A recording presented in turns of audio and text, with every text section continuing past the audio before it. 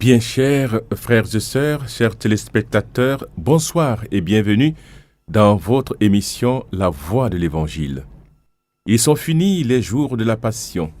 Suivez maintenant les pas du ressuscité. Suivez-le désormais jusqu'à son royaume où vous posséderez enfin la joie parfaite.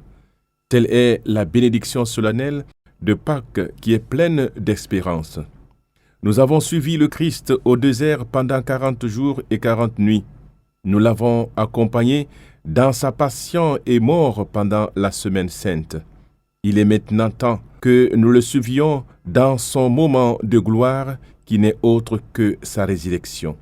Elle ouvre pour nous un passage vers le royaume de paix, de justice, de lumière véritable. Elle est l'énergie vitale pour rebondir de nos cendres de peur, de doute et d'obscurité. L'émission de ce soir se veut un résumé du chemin parcouru dans quelques paroisses depuis le Vendredi Saint jusqu'au dimanche de la résurrection. Ainsi, pour parvenir au royaume du ressuscité, nous devons, et cela sous la lumière du Christ, prendre nos croix quotidiennes afin de parvenir là où le Maître est entré victorieux. Nos jours de passion finiront si nous sommes patients, obéissants, fidèles dans la foi, persévérants dans la prière à la suite du Christ mort et ressuscité. La vie chrétienne est éclairée par la foi au Christ ressuscité, vainqueur de la mort. La lumière qui jaillit de la tombe ne se comprend que par le chemin de croix parcouru par le Christ. Cette année, un extrait de ce chemin de croix nous est proposé par la paroisse Saint-Augustin de Taouya, qui, à partir du terrain de football, s'est acquitté de son devoir religieux sous le soleil accablant de 15 heures. Nous rejoignons les fidèles en ce lieu pour communier à la souffrance de Jésus. C'est aussi l'une des manières de porter nos croix quotidiennes à la suite du Christ, car il est dit dans un passage « Celui qui veut être mon disciple, qu'il prenne sa croix et qu'il me suive. » Maintenant et à l'heure de notre mort. Amen. Gloire au Père, au Fils et au Saint-Esprit. Comme il était au commencement, maintenant et toujours dans les siècles des siècles. Ayez pitié de nos Seigneurs. Que par la miséricorde de Dieu, les âmes des fidèles de feu reposent en paix. Voici nos cœurs purifie-les. Le Seigneur est notre secours et nous chantons sa gloire éternellement. Seigneur, nous te louons par notre vie, nous te louons pour ton amour. Le Seigneur est notre secours et nous chantons sa gloire éternelle. Prière. Seigneur notre Dieu, tu nous as révélé qu'en chaque pauvre qui est nu, qui est prisonnier, qui est assoiffé, c'est toi qui te présentes à nous et c'est toi que nous recevons, visitons, revêtons ou désaltérons. J'étais un étranger et vous m'avez accueilli, nu et vous m'avez vêtu, malade et vous m'avez visité, prisonnier et vous êtes venu me voir. Seigneur, nous te prions pour tous ceux qui souffrent et qui n'ont pas d'aide. Place sur leur chemin des âmes de bonne volonté pour leur exprimer ta compassion. Après le chemin de croix, la célébration de la Passion et la vénération de la croix constituent également la liturgie du Vendredi Saint. Notre équipe s'est rendue dans la paroisse Anne-Marie Javoué de Nongo pour faire vivre ce moment très émouvant. Oui, chers téléspectateurs, en ce jour, nous revivons le procès de Dieu devant les hommes, ce procès historique contenu malheureusement à travers les multiples membres souffrants du corps du Christ, qui continuent à subir des injustices. Le sabbat, d'autant plus que ce sabbat était le grand jour de la Pâque. Aussi, les Juifs demandèrent à Pilate qu'on enlève les corps après leur avoir brisé les jambes. Les soldats allaient donc briser les jambes du premier, puis de l'autre homme crucifié avec Jésus. Quand ils arrivèrent à Jésus, voyant qu'il était déjà mort, ils ne lui brisèrent pas les jambes, mais un des soldats avec sa lance lui perça le côté. Et aussitôt, il en sortit du sang et de l'eau. Celui qui a vu rend témoignage, et son témoignage est véridique. Et celui-là sait qu'il dit vrai, afin que vous aussi, vous croyiez. Cela, en effet, arriva pour que s'accomplisse l'Écriture. Aucun de ces os ne sera brisé. Et un autre passage de l'Écriture dit encore, ils lèveront les yeux vers celui qu'ils ont transpercé. Après cela, Joseph d'Arimathie était disciple de Jésus, mais en secret par crainte des Juifs, demanda à Pilate de pouvoir enlever le corps de Jésus. Et Pilate le permit. Joseph vint donc enlever le corps de Jésus. Nicodème, celui qui au début était venu trouver Jésus pendant la nuit, vint lui aussi. Il apportait un mélange de myrrhe et d'aloès, pesant environ 100 livres. Il prit donc le corps de Jésus, qu'il liait de linge, en employant les aromates, selon la coutume juive d'ensevelir les morts.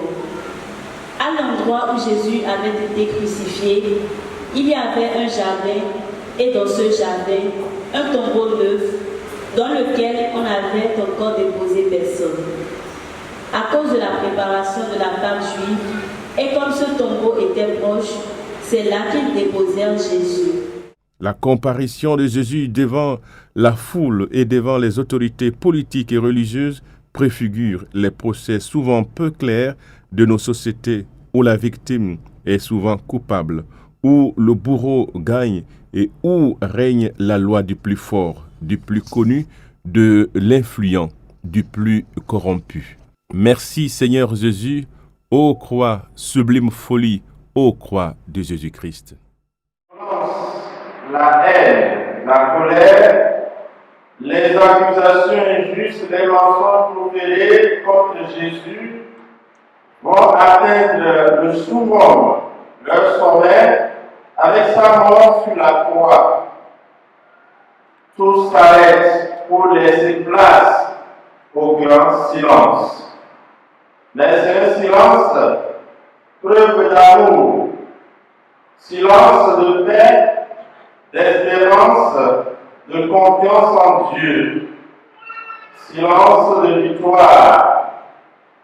Nos vies ont besoin de ce silence pour une nouvelle naissance et une communion avec la souffrance de nos frères et sœurs en humanité. Chers frères et sœurs, vendredi saint, vendredi du jeûne obligatoire, jour du grand silence. Vous voyez l'église, on a couvert toutes les images, du moins les statues de linge, de tissu violet. Nous sommes dans le deuil, le grand deuil, jour de recueillement et d'examen de conscience approfondi. La vie du fidèle du Christ reste cachée en Dieu. Aussi nombreuses et sévères soient les attaques, elles n'engloutissent jamais la vie du juste. Chers frères et sœurs, le sacrifice du Christ sur la croix est la source de notre salut. Cette croix nous a valu le salut. Il est d'une atrocité effroyable, ce sacrifice, et d'une souffrance inqualifiable. Toutefois, la vie humaine y trouvera sa guérison. Chers frères et sœurs, que nos souffrances corporelles, morales, psychologiques soient unies au sacrifice du Christ et produisent du bon fruit de conversion pour nous tous, maintenant et pour les siècles des siècles.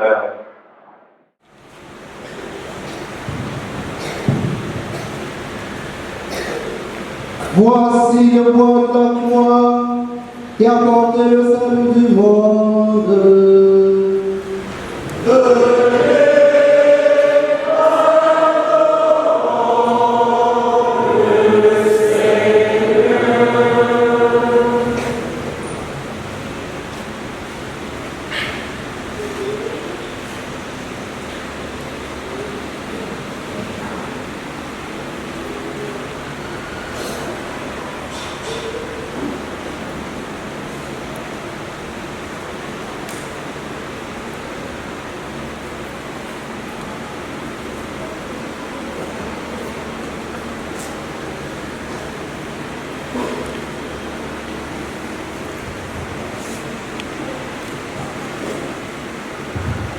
Voici le bois de la croix qui a porté le salut du monde.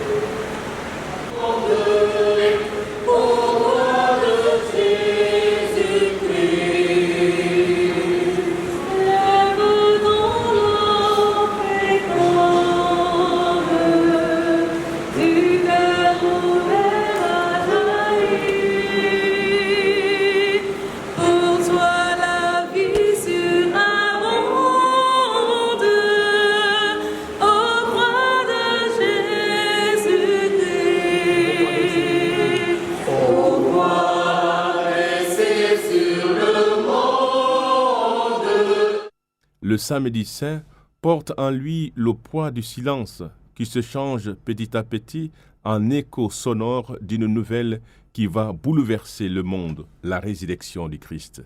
Ce jour ne peut être compris sans le jeudi et le vendredi saint qui portent aussi en eux la marque du mystère du salut.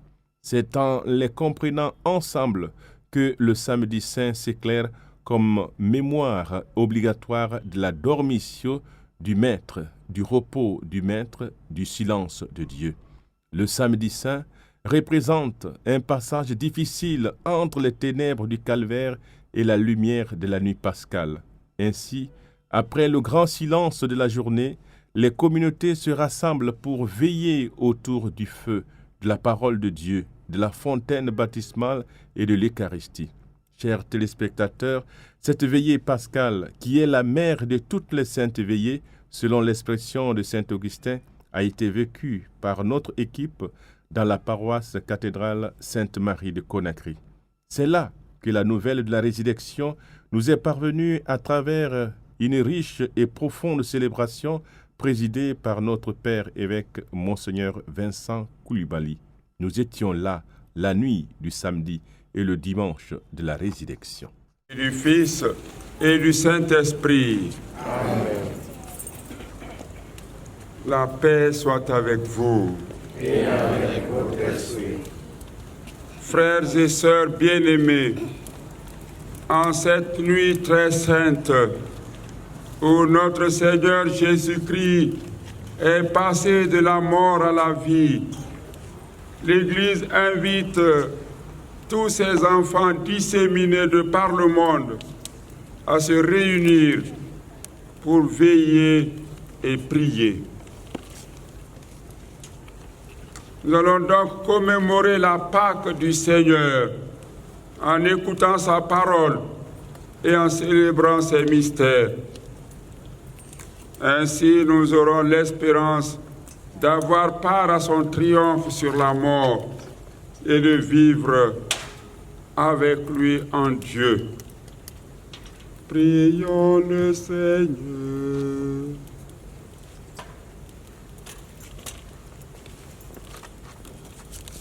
Seigneur Dieu, par ton Fils, tu as apporté à tes fidèles le feu de ta splendeur. Sanctifie ce feu nouveau.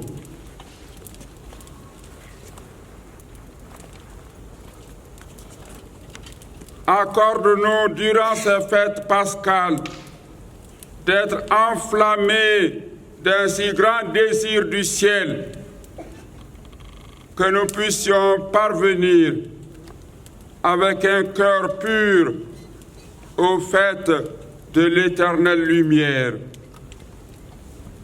Par Jésus-Christ, ton Fils, notre Seigneur, qui vit et règne avec toi dans l'unité du Saint-Esprit, car il est Dieu pour les siècles des siècles.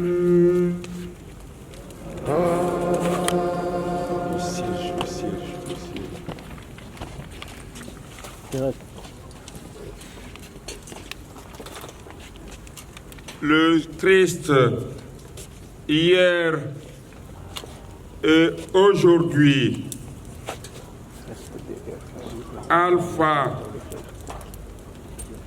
et Oméga.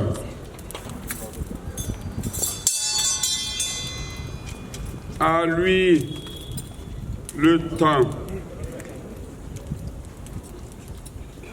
et l'éternité. À lui la gloire et la puissance pour les siècles sans fin. Amen. Par ses saintes plaies,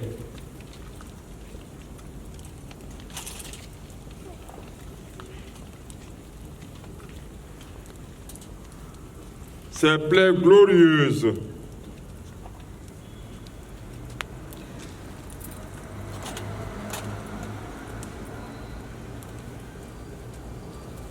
que le Christ Seigneur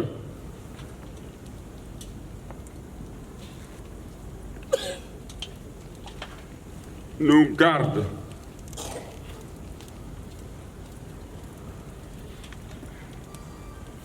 et nous protège. Amen. Amen.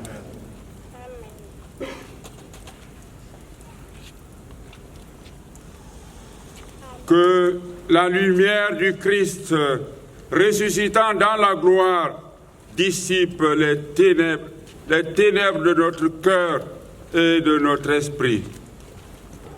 Nous rendons grâce à Dieu. Joyeuse lumière, splendeur éternelle de Père, saint et bienheureux Jésus-Christ. Joyeuse lumière, splendeur éternelle du Père, saint et bienheureux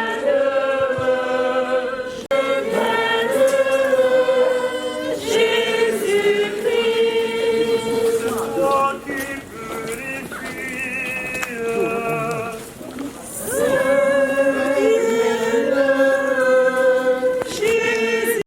c'est toi qui éclaires.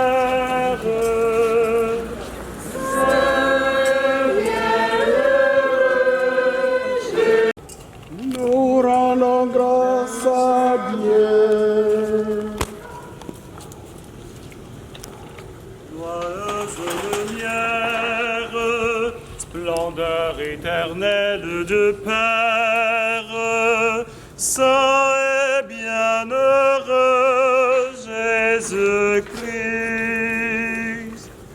Joyeuse lumière, splendeur éternelle du Père, saint et bienheureux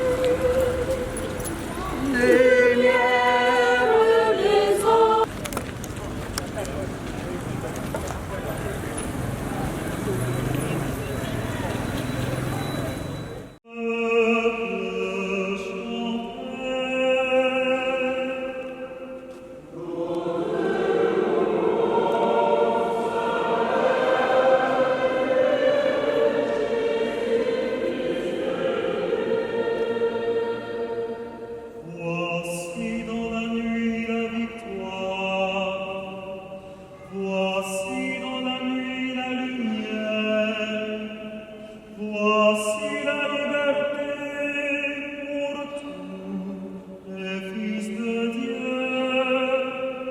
En lui qui vit la lumière, en lui qui vit le Seigneur,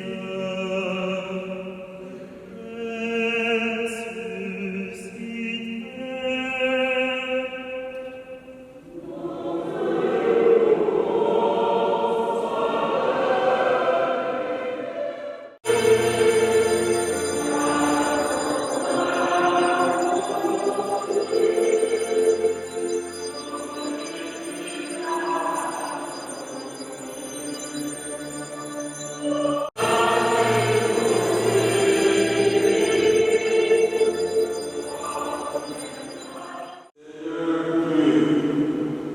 Par ta puissance invisible, tu as conduit l'Éternel dans tes sacrements, et de bien des manières, tu as préparé pour ta créature à devenir un signe de la grâce baptismale. Aux origines du monde, ton esprit planait sur les eaux, pour qu'elle reçoive déjà la force qui sanctifie. Par les fruits élus, tu annonçais le baptême du Verbe vie, puisque dans un seul et même mystère, l'eau marquait la fin de l'Égypte et le commencement de la sainteté. Aux enfants d'Abraham, tu as donné une traversée dans la cour d'Abrissel, pour que cette multitude libérée de l'esclavage de Pharaon préfigure le peuple baptisé. Ton fils bien-aimé, baptisé par Jean dans le jour du Jourdain, reçut l'onction du Saint-Esprit, suspendu à la croix et désemblé de son côté ouvert sur notre jour. Et quand il fut ressuscité, il donna son ordre à ses disciples: allez, enseignez toutes les nations, baptisez-les au nom du Père, du Fils et du Saint-Esprit. Maintenant, Seigneur Dieu, regarde le visage de ton Église et fais jaillir en elle la source du baptême. Que cette eau reçoive les esprits saints, la grâce de ton Fils unique, afin que le sacrement du baptême, afin que par le sacrement du baptême, l'homme créé à ton image soit lavé de toutes les souillures de la condition ancienne et revêt de l'eau et de l'Esprit Saint,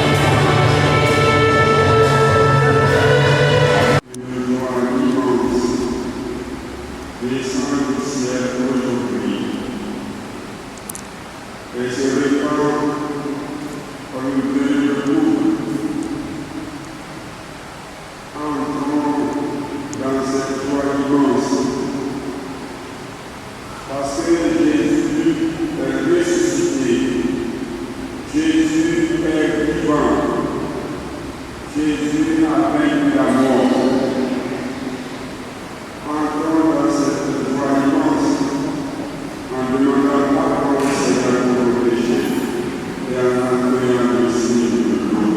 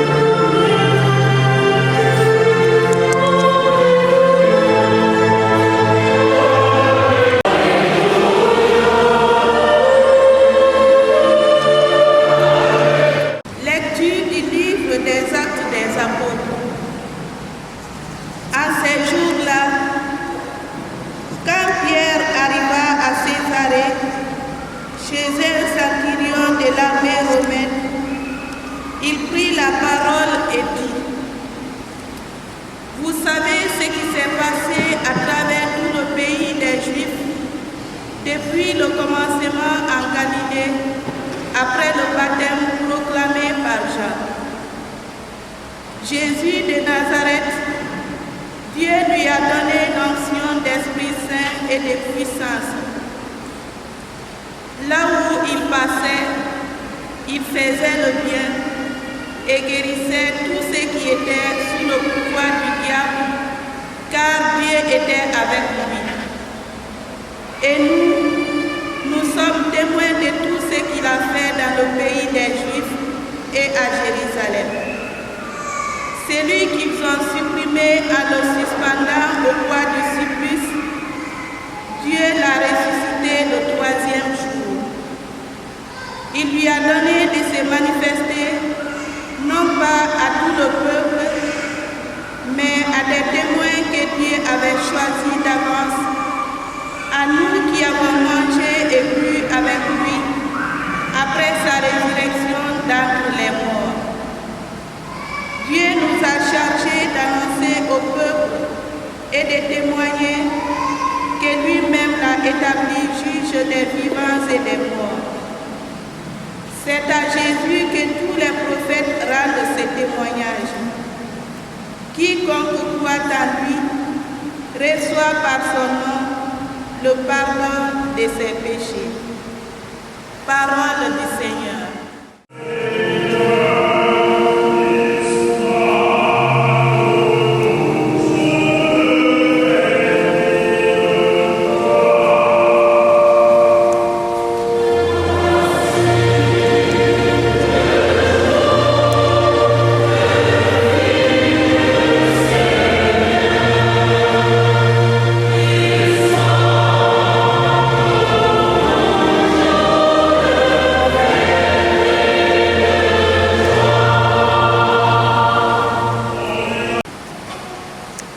Lecture de la première lettre de Saint Paul apôtre aux Corinthiens. Frères, ne savez-vous pas qu'un peu de levain suffit pour que fermente toute la pâte? Purifiez-vous donc des vieux ferments et vous serez une pâte nouvelle. Vous qui êtes le pain de la Pâque, celui qui n'a pas fermenté. Car notre agneau pascal a été immolé, c'est le Christ. Ainsi, célébrons la fête, non pas avec de vieux ferments, non pas avec ceux de la perversité et du vice, mais avec du pain non fermenté, celui de la droiture et de la vérité. La parole du Seigneur Tout-Puissant.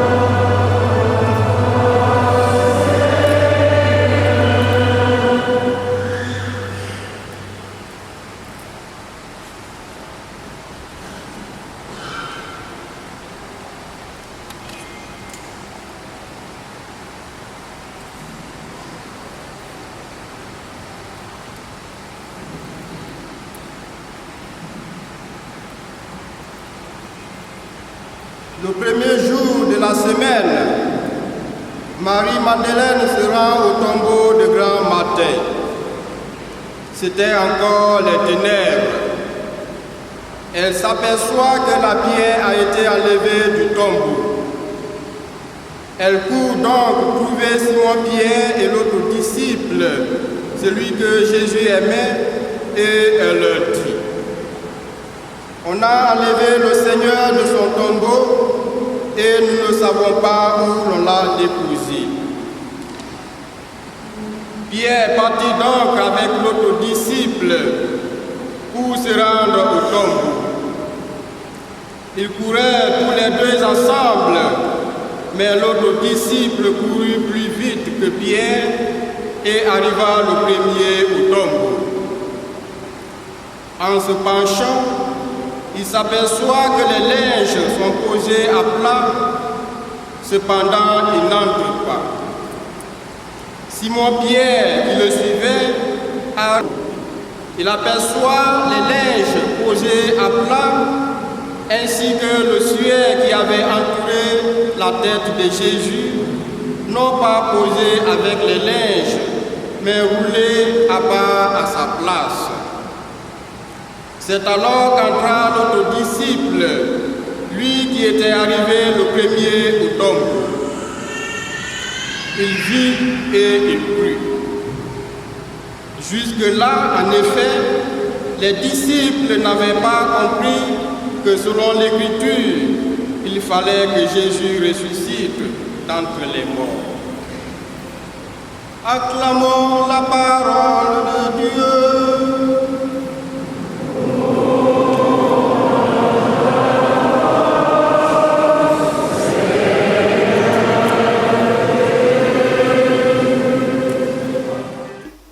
Le jour que fit le Seigneur, qu'il soit pour nous jour de fête et de joie. Telle est, chers frères et sœurs, l'invitation pressante que nous lance le psalmiste en ce jour où les chrétiens du monde entier célèbrent le dimanche de Pâques, le dimanche de la résurrection de notre Seigneur Jésus-Christ. Le premier jour de la semaine qui a suivi la crucifixion de Jésus, comme une personne appartenant à un groupe de bandits et de malfaiteurs, ses apôtres ont appris qu'il s'est réveillé d'entre les morts.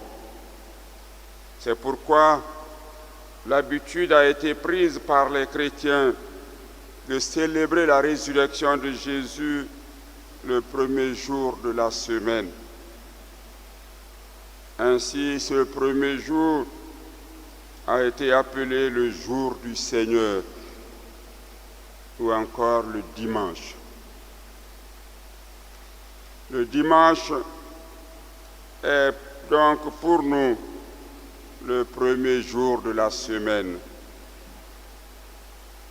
Tout à l'heure, nous avons entendu dans l'Évangile Le premier jour de la semaine, Marie-Madeleine se rend au tombeau de grand matin. C'était encore les ténèbres. Elle s'aperçoit que la pierre a été enlevée du tombeau. Elle court donc trouver Simon-Pierre et l'autre disciple, celui que Jésus aimait, et elle leur dit, « On a enlevé le Seigneur de son tombeau et nous ne savons pas où on l'a déposé. » Simon-Pierre et l'autre disciple se rendent alors au tombeau de Jésus et constatent qu'il est effectivement vide. Ils virent et ils crurent. Jusque-là, en effet, les disciples n'avaient pas compris que selon l'Écriture, il fallait que Jésus ressuscite d'entre les morts.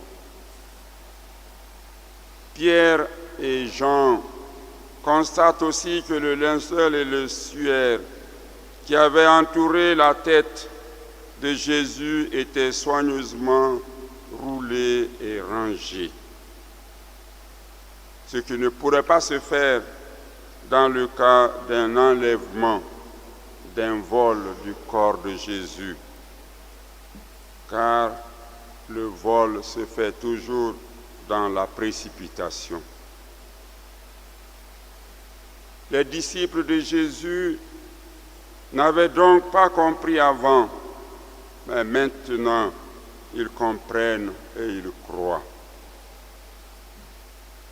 Ils ont fait un cheminement important.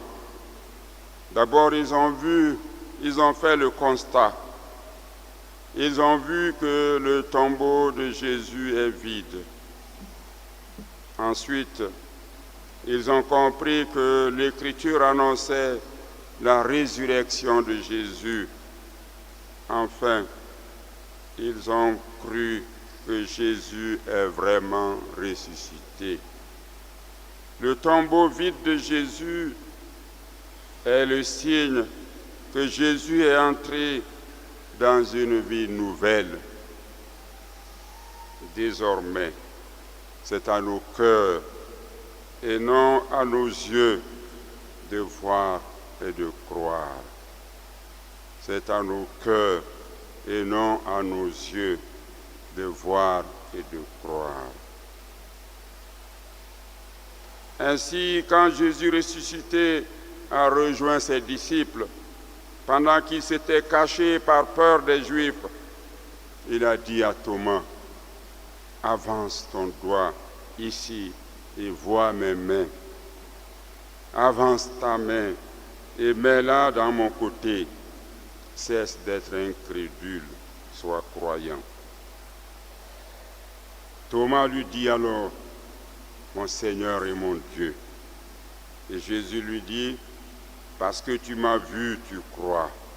Heureux ceux qui croient sans avoir vu. » Jean chapitre 20, versets 26 à 29.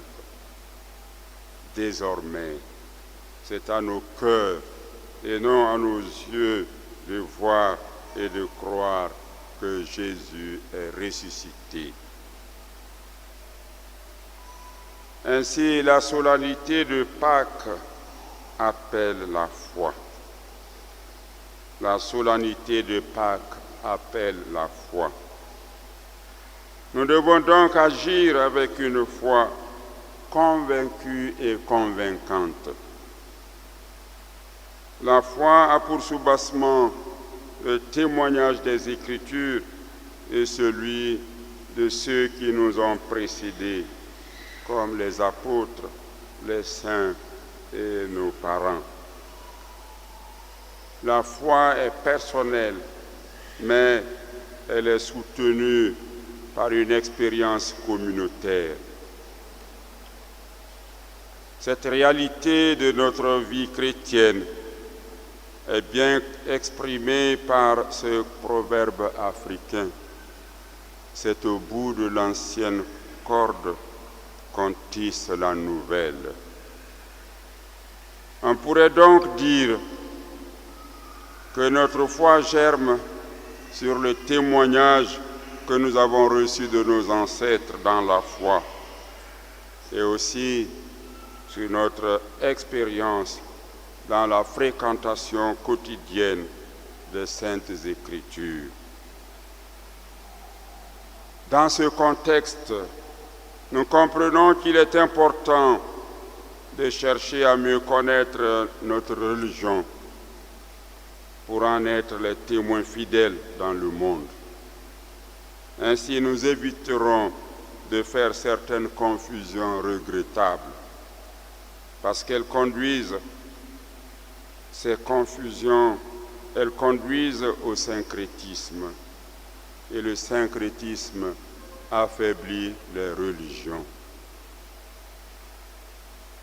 Il nous faut rappeler qu'aujourd'hui, nous célébrons l'événement fondateur de notre foi et de notre Église. Si le Seigneur, si le Christ n'est pas ressuscité, dit Saint Paul, nous n'avons rien à prêcher et vous n'avez rien à croire. Si le Christ n'est pas ressuscité, poursuit Saint Paul, votre foi est illusion et vous êtes encore en plein dans vos péchés. Si nous avons mis notre espérance dans le Christ uniquement pour cette vie, alors nous sommes les plus à plaindre de tous les hommes. Mais en réalité, le Christ est revenu d'entre les morts en donnant aussi la garantie que ceux qui sont morts ressusciteront également. Première épître de Saint Paul aux Corinthiens, chapitre 15, versets 17 à 20. Voilà pourquoi, frères et sœurs, nous pouvons chanter aujourd'hui « Le Christ est vraiment vivant, alléluia, que le nom de Dieu soit béni, alléluia. Ce jour que fit le Seigneur est un jour de joie, alléluia. » Oui, le Christ a été trahi, abandonné et crucifié. Comme disait Cicéron, il a subi le supplice le plus cruel et le plus repoussant. Mais aujourd'hui, il est ressuscité. Son tombeau est ouvert et la grande pierre a été enlevée pour ouvrir les portes de la vie éternelle à ceux et celles qui croient en lui. La grande pierre a été enlevée pour laisser jaillir la lumière et la vie qui n'auront pas de fin. Pâques signifie passage. Il s'agit du passage des ténèbres à la lumière, du passage de la mort à la vie. Jésus est le premier à faire ce passage. À sa suite, nous aussi, nous ressusciterons. Telle est la foi de l'Église. Telle est notre foi. Frères et sœurs, avec nos voix, avec notre voix et notre cœur, chantons aujourd'hui, le Christ est vraiment vivant. Alléluia. Frères et sœurs, en célébrant Pâques aujourd'hui, nous sommes invités à construire une terre nouvelle où habiteront la paix et la justice. Concrètement, nous sommes invités à construire une Guinée nouvelle où habiteront la paix et la justice. Il s'agit pour nous d'accepter de sortir de nos misérables tombeaux de la corruption, nos misérables tombeaux de l'indifférence, de l'injustice, nos misérables tombeaux de l'ethnocentrisme de la recherche du profit, du seul profit personnel. Il s'agit aussi d'accepter le renouvellement intérieur, l'abandon du vieil homme, ce vieil homme qui conduit à notre destruction. Ainsi, nous vivrons une vie nouvelle. Nous serons des Guinéens nouveaux. Notre pays, par conséquent, deviendra un havre de paix et un havre de bonheur pour la joie de tous ses habitants. Frères et sœurs, la célébration de Pâques coïncide cette année 2023 avec 3 événements majeurs en Guinée. Le mois de Ramadan pour nos frères et sœurs musulmans. La poursuite du dialogue inclusif interguinéen avec le Premier ministre et les forces vives de Guinée. Et la mise en œuvre des recommandations des assises nationales dénommées Journée de vérité et de pardon. Après la campagne de vulgarisation dans les préfectures et la commune de Conakry. J'ai saisi cette occasion solennelle pour lancer respectueusement cette invitation au CNRD, au gouvernement et à l'ensemble des acteurs sociopolitiques à œuvrer davantage à la restauration durable de la paix, au renforcement de la cohésion sociale et à la promotion du dialogue inclusif et continu dans notre pays. Parce qu'il est important que tout le monde soit autour de la table pour réfléchir ensemble, parler de nos divergences et concevoir d'une manière consensuelle et apaisée des solutions appropriées. Car l'avenir de la Guinée nous concerne tous. Aussi, je me permets d'exprimer une inquiétude et un souhait à l'attention des autorités de la transition. L'inquiétude concerne les enfants de la rue et les enfants mendiants dans les villes de notre pays.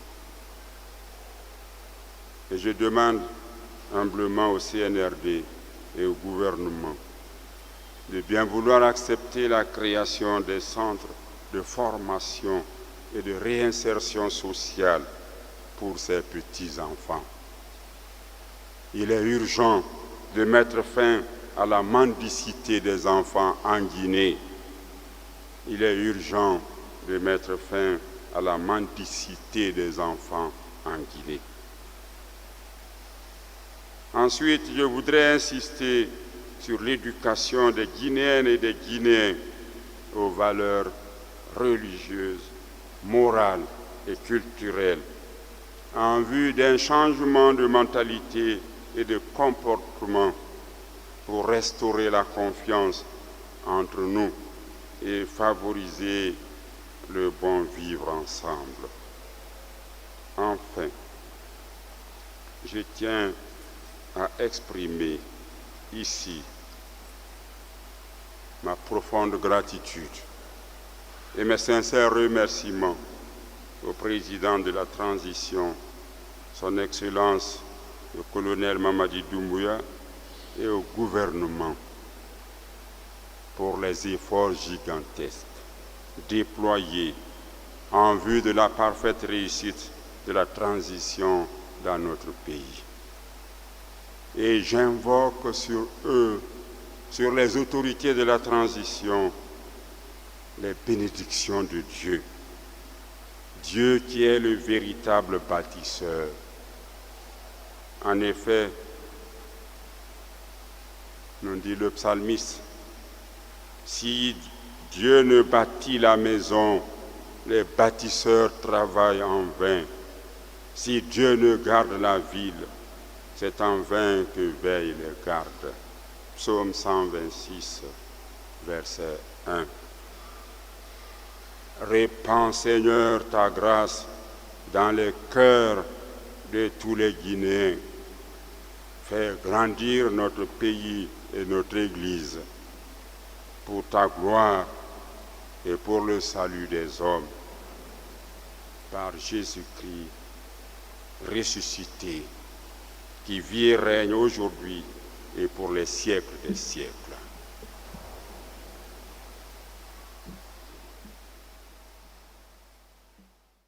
Frères et sœurs, chers téléspectateurs, ainsi prend fin l'émission de ce soir consacrée à une partie du Triduum pascal. Réalisons avec ferveur, ils sont finis les jours de la Passion. Suivons maintenant les pas du ressuscité.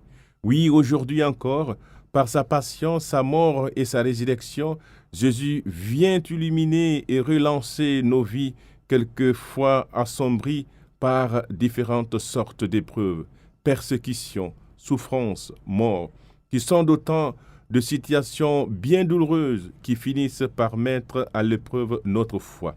La célébration de la résurrection du Christ ouvre ainsi la voie au temps d'espérance pour le monde, pour l'Afrique, pour notre pays, la Guinée, et pour nos différentes familles. Accueillons la résurrection comme une espérance génératrice d'énergie qui stimule l'intelligence et donne à la volonté tout son dynamisme. Oui, espérer, ce n'est pas abandonner, mais c'est redoubler d'activité. Redoublons donc d'efforts pour prier et agir en faveur d'une transition apaisée, réussie et inclusive. Que la lumière du Christ ressuscité éclaire les filles et fils de Guinée. Toute l'équipe de la Voix de l'Évangile se joint à moi pour dire infiniment et cordialement merci à la direction de la RTG qui nous a accompagnés pendant ces 40 jours au désert. Les responsables à tous les niveaux nous ont rendu d'énormes services pour la diffusion de nos catéchèses à travers l'émission En marche vers Pâques. Puisse Dieu répandre sur chacun de ces ouvriers de la communication la lumière du ressuscité. Amen.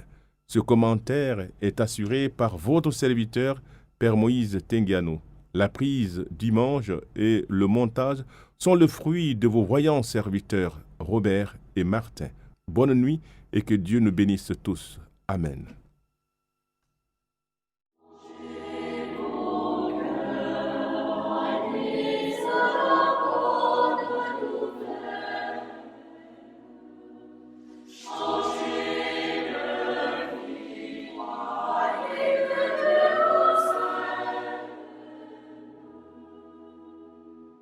Je ne viens pas pour condamner le monde. Je viens